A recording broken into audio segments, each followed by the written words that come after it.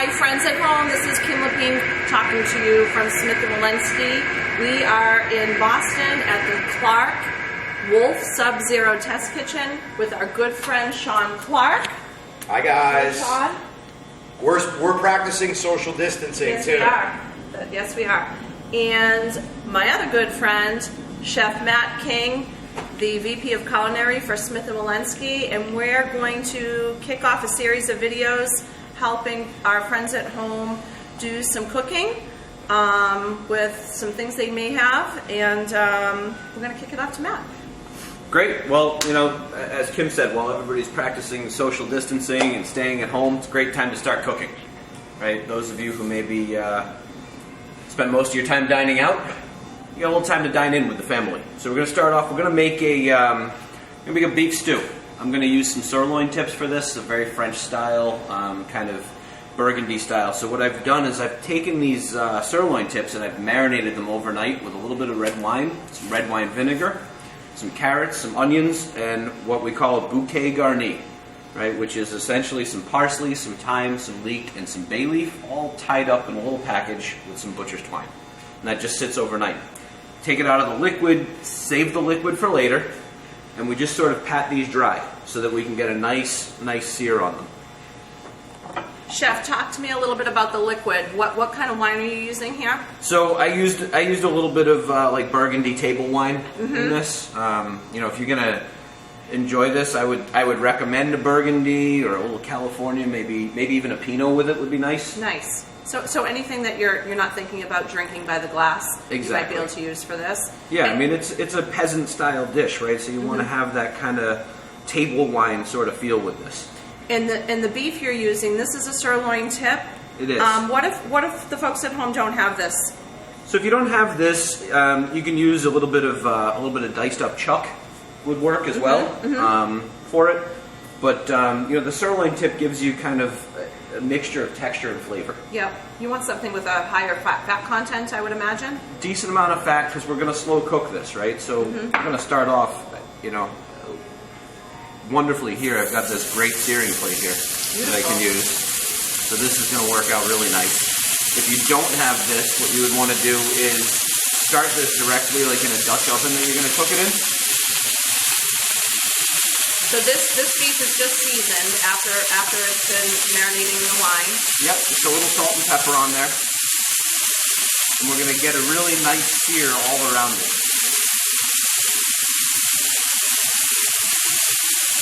Great stove. Okay, so while that's cooking, we're going to get a little heat on this Dutch oven. Let that start warming up and put a little bit of oil in there. Just using a little blended olive oil.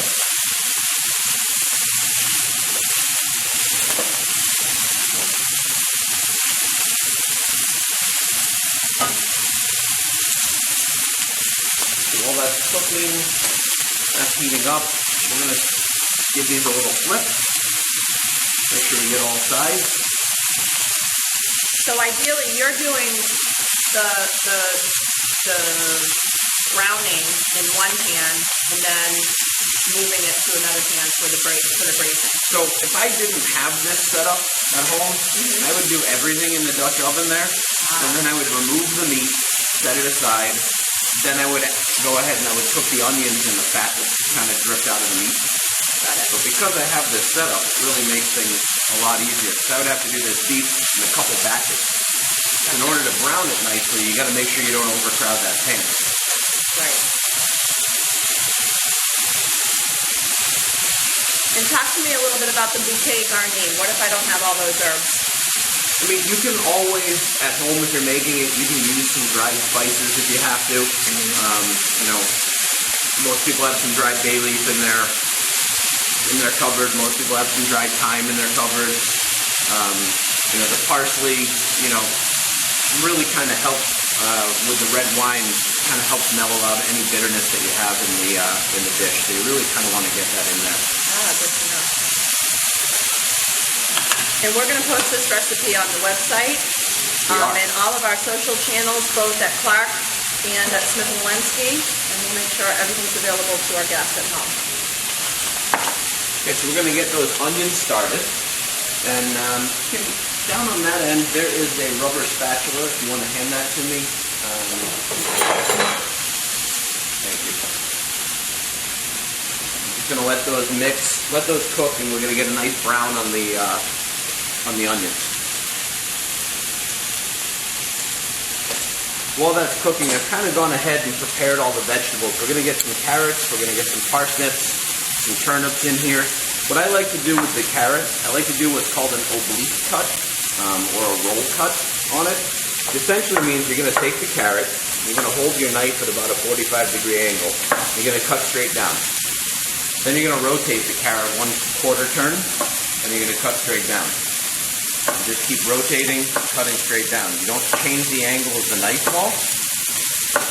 What it does is it allows you, as the thickness of the carrot changes, to still get fairly consistent sized pieces, and it gives you a nice interesting shape.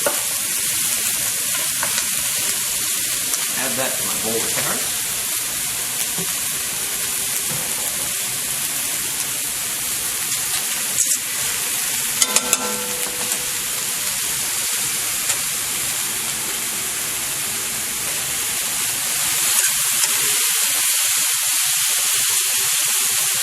By the way, this thing is amazing. I recommend getting one for your house. What is this thing, by the way? This wolf griddle on here is a beast. This thing is awesome. Nice. Am I allowed to talk? Yeah, please Of course. do talk. You're doing a nice job with it. We're dying over here. We're hungry already. We're gonna feed There's you. nothing better than beef stew if you're stuck at home on a rainy day, right? I mean, 100%. It's just comfort food, right? Yeah. And what does everybody need right now but comfort food? well, and it's also good for, I mean, there's all kinds of veggies and meat and everything you need in one bowl, right? Exactly. I mean, You don't it's need to got- make any side dishes. No, Maybe a piece of bread if you have it, but It can all by be that itself. great kind of one-pot wonder. You know, it's got everything that you need all in there. Great for leftovers. Smells great cooking in the house all day while you're stuck at home. Okay, so I have a question for you from the cheap seats back here. Once you make a big batch of this, how long will it stay in the fridge Yeah, good before question. you want to kind of make sure it's gone? Really, 4 or 5 days is kind of the longest you want to leave it sitting in the fridge. Yeah. The biggest thing is you want to cool it down quickly, right? So in restaurants, we always practice great food safety. At home, people aren't used to doing it. So if you take a big pot of this and you stick that in the fridge, that's going to take hours to cool down. So if you're going to try to cool it down and save it for later, you want to spread it out into a thinner layer, Yeah. right? Not more than like 2 inches deep, and then it'll cool down quickly. So maybe separate it into a few pans or Exactly. containers. Split it apart. What And about don't freezing cover it? it until it's cold? What about freezing it so you can have it maybe a couple weeks later? Absolutely. And that's typically what I would do is if you're making something like this, you kind of want to make a big batch of it. You don't really want to make just a little because you're going through the effort of cutting all the vegetables and getting everything ready. I would make it, have it for dinner one night, cool the rest of it down, and then freeze it and keep it for the next time I want it. Because my family is not great at leftovers, so if it's in the fridge, we're going to leave it in the fridge for several days. Yeah. And then I'm going to look at it and say, I don't feel like that we again. probably should have eaten that, and then I end up throwing it away. Freeze half, eat half for the week. Exactly. What about the best way to reheat it? Would you put it right back in the Dutch oven? Yeah, right back in the Dutch oven. Let it warm up, nice and slow. Just going to pull this stuff off of here. So you're not putting that right in with the onions yet. No, I want to let the onions caramelize a bit first, Okay. so we get that sweet flavor out of them.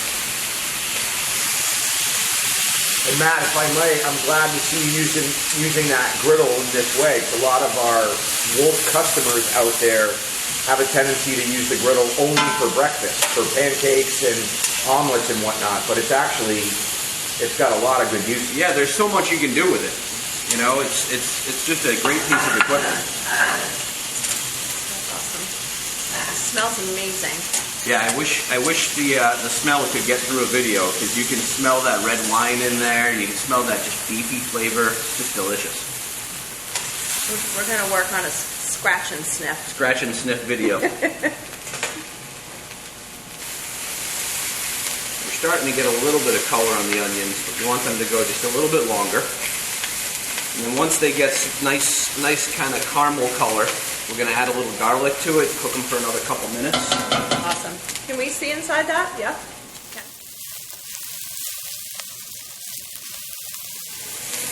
All right, so you can start to smell the sweetness coming through on these onions. In that fridge over there, there's a little bit of butter, Kim. Yep. You want to just hand me some of that? This chef? Yep. Yes.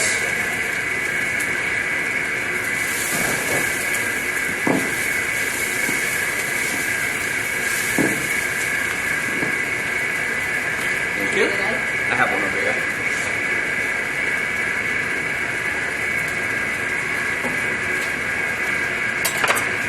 Add a little bit of butter to that. So while you were sauteing in olive oil, you're now adding butter. I'm adding some butter. I'm going to add the garlic, and then we're going to add a little bit of flour to this, which is just going to help with thickening. And if I remember correctly, Cooking 101, the butter's not going to burn because you have a little bit of olive oil in there. Right. So butter has a much lower smoking point than oil, and different oils have different degrees of smoking point. But by adding the butter after the oil, we're raising the smoking point of that butter as they combine. Got it. And everything's better with butter. Everything's better with butter. Right, so what I'm going to do,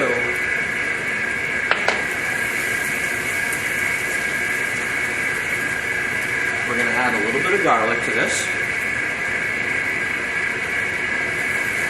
The same thing, garlic we put in later than the onion because it cooks faster. Exactly. It cooks a lot faster, and burnt garlic does not taste nice. Nope. All right. Now we've got that. You cook the garlic really just until it's fragrant. We're going to add a little bit of flour to this to essentially make a roux in here with the onions and the garlic.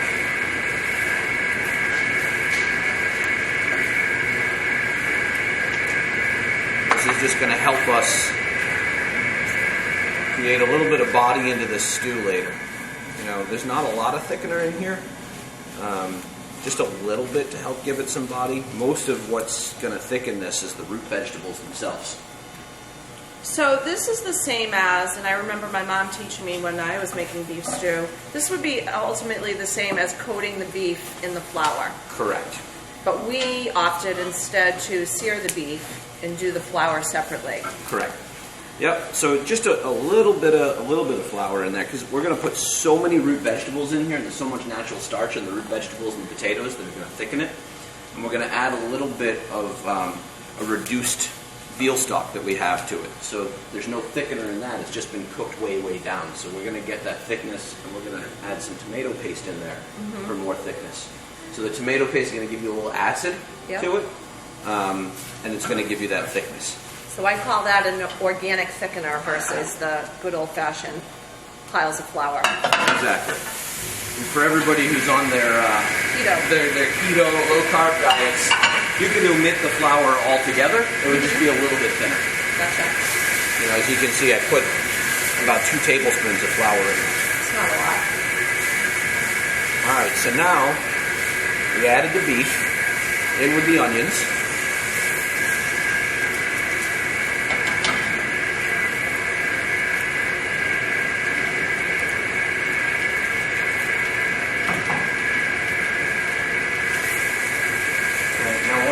Here, this is the red wine marinade that we used on the beef earlier. Oh, we didn't throw that away, that's right. No, we saved that. So now I'm going to pour that right over the top here. But not the veggies.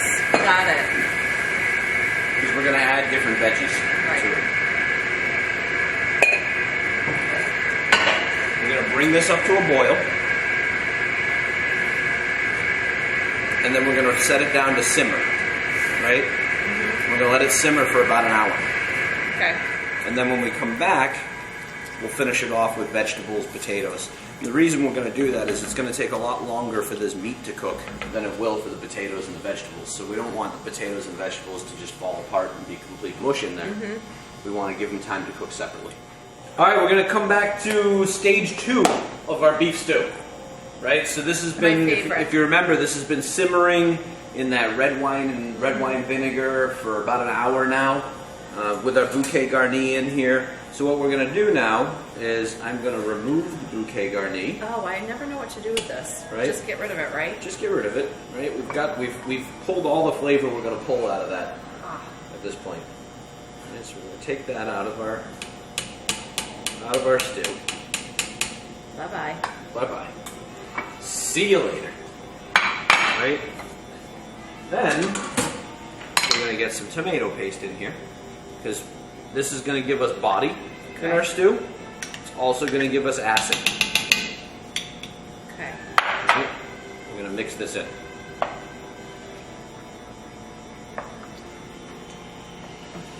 The smell is unbelievable. Truly. Truly, just like I wish you could make people smell it at home. It's so rich. We've got to invent that. We'd be rich. We would be. We would be loaded.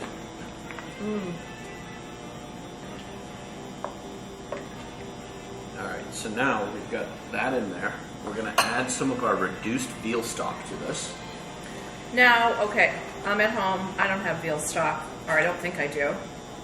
You Where am I probably getting don't that? have veal stock. So what you may end up doing is using some beef broth Okay. in here, right? And you would need a little bit more roux. Remember we made that roux in the beginning? Right. So because Thicken it's it? not thick, you would need a little bit more of the roux to get that thickness in there. Okay. Now, we need to add a lot of root vegetables, right?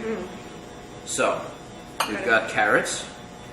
And we don't want to use the carrots that we marinated or that we did with the red wine, right? Because why? No, they basically are going to absorb a lot of that vinegar and red wine, so when you bite into them, they're going to have a very unusual flavor if you kind of use those in So here. new carrots. Those So new carrots carrots. were just for the... Those were just for flavor in the marinade. Got it. All right, now we're going to add some parsnips.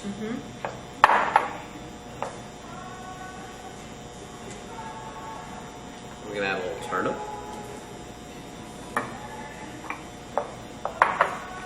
Any root vegetable, really, right? Yeah, I mean, I like to go carrots, parsnips, turnips. You get a good mixture of sweet, bitter, kind of mixed in there with the roots. And then we're going to add some potato. And I just tell my kids this is all potato. And, Yeah, and they're never don't going to know the difference. They don't Like, because know. they'll eat carrots. Right. They're not going to complain about carrots. Yeah. But When I if you tell start them there's using- parsnip, they're going to be like, Yeah, what? when I use words like parsnip, things get ugly. So Yeah. I just say potato. I think that's safe, right? You know, because really you want your kids to eat all the stuff that's in there because there's just so much good stuff, Oh, it smells amazing. right? So what I'm gonna do to this is I am gonna actually have some beef broth somewhere. I'm gonna add a little bit because it's kind of thick Yeah. at the minute. So I'm gonna add a little bit of beef broth to it. So you can just call this as you go. If it feels thick, just If it add feels some... thick, just add a little bit of broth or even a little bit of water if you don't have more broth, right? Because you've got so much flavor with all that meat and all those vegetables and that bouquet garni that was in there and the onions that we had in there earlier. Like, there's so much going on flavor-wise that adding a little water is not going to hurt, Nope, nope. There's plenty of flavor in there. It can be stretched, that's for sure. right? Wow, that looks amazing. So don't be really concerned that it's sitting like a little bit above the liquid line there, because as it cooks, everything's going to kind of sink down a little bit. You want it to be looking like it's overfilled Right. now, because Right. it's going to cook down, it's going to consolidate. And you don't want to have a whole lot of liquid and not a lot of stuff Okay. in there. Right, so what we're going to essentially do is we're going to get this to come back up to a boil again. Right. So we just added all those cold vegetables to it. And then we're going to let this simmer for another hour. Okay. Do I have to do this on my stovetop, or can I toss this in my oven? You could totally, at this point, so for that first stage, you could have put it in the oven. I would go at about 300 degrees Okay. in that Dutch oven and let it kind of go, right? And then you could bring it out. You can add all of this stuff to it. You could bring it up to a boil again, cover Right. it, put it back in the oven at 300 for another hour. What we're going to do is at another hour, we're going to just test the meat and make sure that it's tender, Okay. right? Because it's continually cooking and breaking down in this process. Through this whole process, that meat's getting more and more tender. It smells amazing. I can't wait to try it. So like I said, we're going to bring this back up to a boil, and then we're going to take it and let it simmer for another hour. We'll come back and check it. Great. Okay, so we're back about an hour later, hour and a half actually it took. Our vegetables are all nice and cooked. The meat is nice and tender. We're going to go ahead and serve up a bit of this lovely French-style beef stew.